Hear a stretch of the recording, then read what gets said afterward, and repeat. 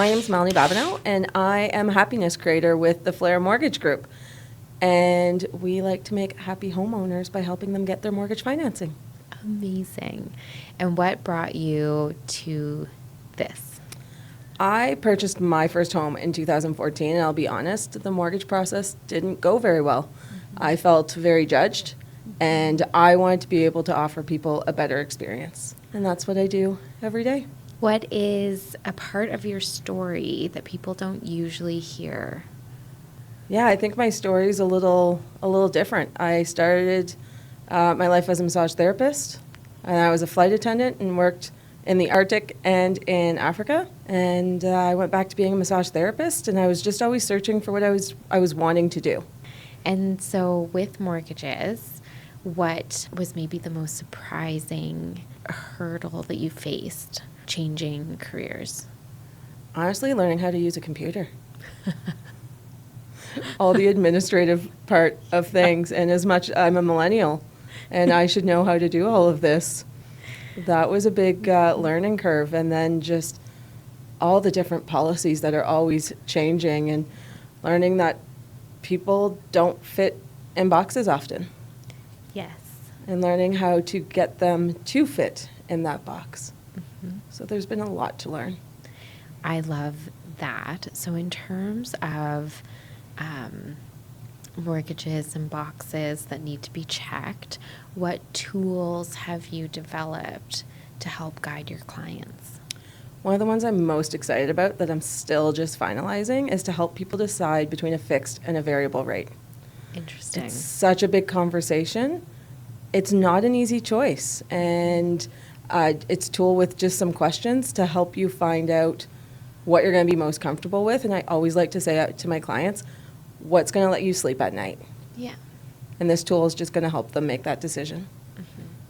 And it sets them up for success in terms of understanding expectations and knowing what's coming next in the process, because you're really the first step in going to purchase a home. Yeah, and there's a lot to the process. There's a lot of different parts. Rate's just part of it. You have the rate, the term, the amortization.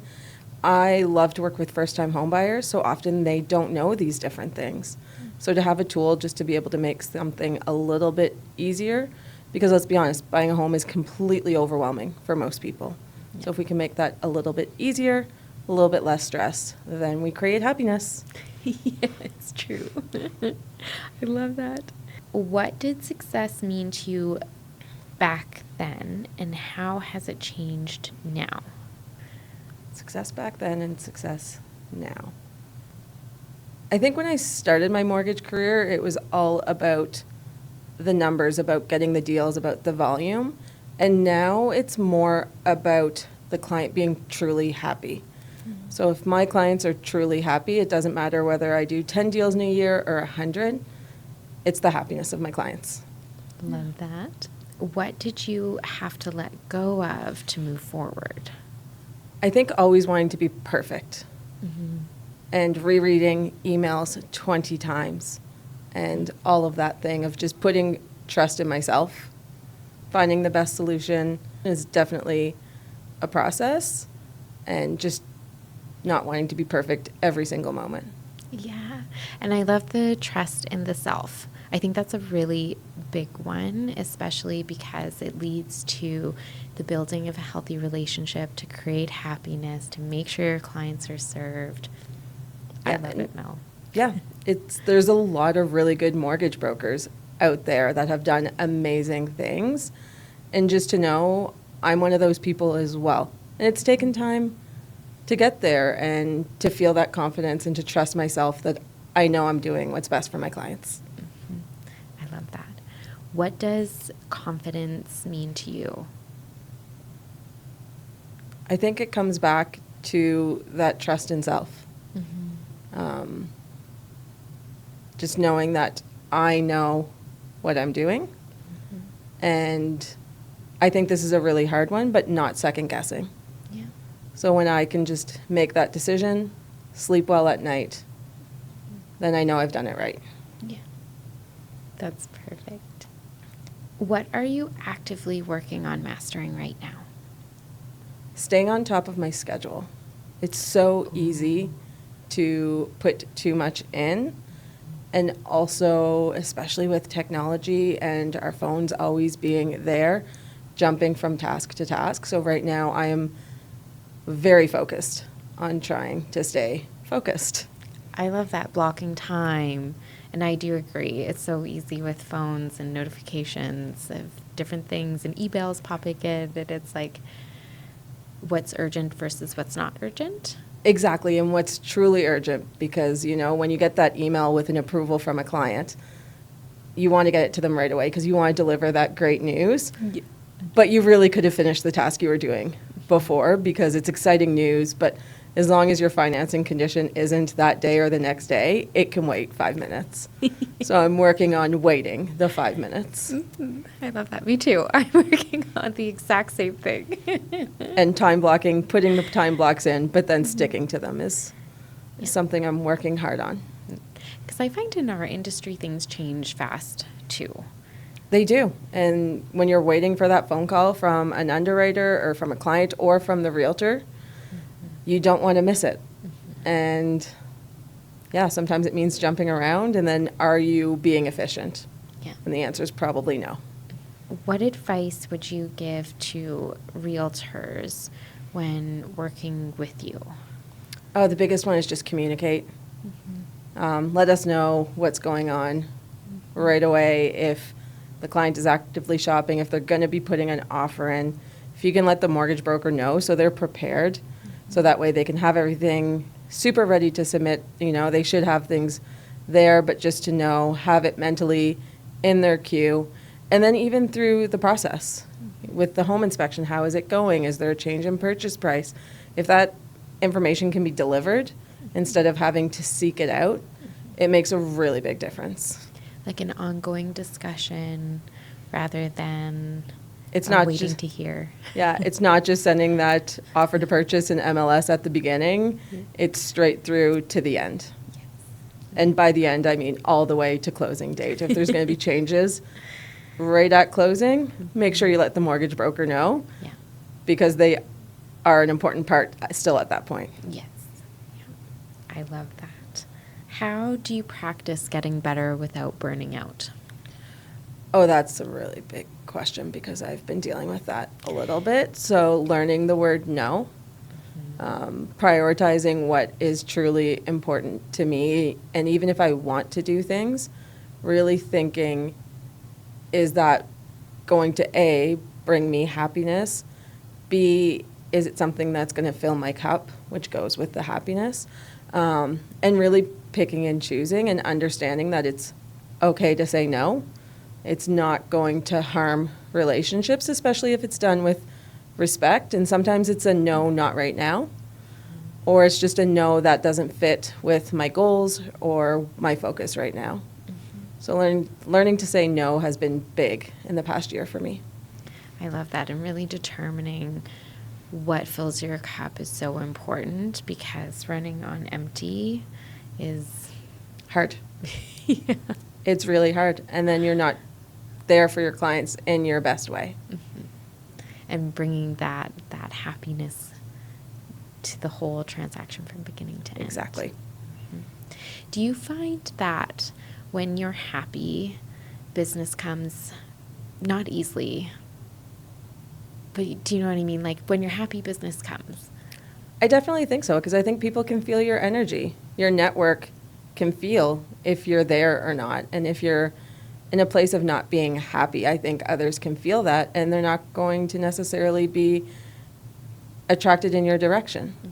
So I think having that happiness, because as much as you can try and hide it, if you're not, people can often see through that. And I think people want to be around happy people. Yeah. Like it's an emulation of the journey that they're trying to Exactly. get to. Yeah, definitely. Oh, this is going to be a good one. Yep. I saw the look. This is my favorite question, truly, Okay. that I love to ask everyone. But what feels uncomfortable but important at this stage in your journey? What I'm doing right now with you. Yeah. I think it's important to put yourself in uncomfortable situations so that you can grow. And that uncomfortable situation is going to be different for everyone. But if we just do what's comfortable, we're not going to grow. We're going to stay the same. And then we're going to fall behind. Yeah. Love it. What would you say to someone who is one step behind you? Don't give up. Yeah. It's a hard industry. It's hard in many ways. It's hard to gain the trust of your network for them to send you the referrals. It's sometimes hard to reach out to new realtors because if you're new, you maybe feel like you don't know a lot, but trust what you know. Don't give up. It's all worth it. You're just nailing this. Like, I keep clocking things where I'm like, perfect. Yes. Love it. Let's share this. Hopefully Chelsea agrees. She hasn't told us to sit up, so we're probably doing decent. Doing good. What's something that you wish someone had told you earlier in your career? Oh gosh, it goes back to exactly what I said. Mm-hmm. How hard the industry can be. Mm-hmm. And, you know, I just touched on the networking, more so on gaining the client, but just even learning all the different lender policies and the government changing policies, yet not officially changing them, and it being in limbo, getting to know the lenders, getting to find out where a deal fits, which lender, who changed their policy.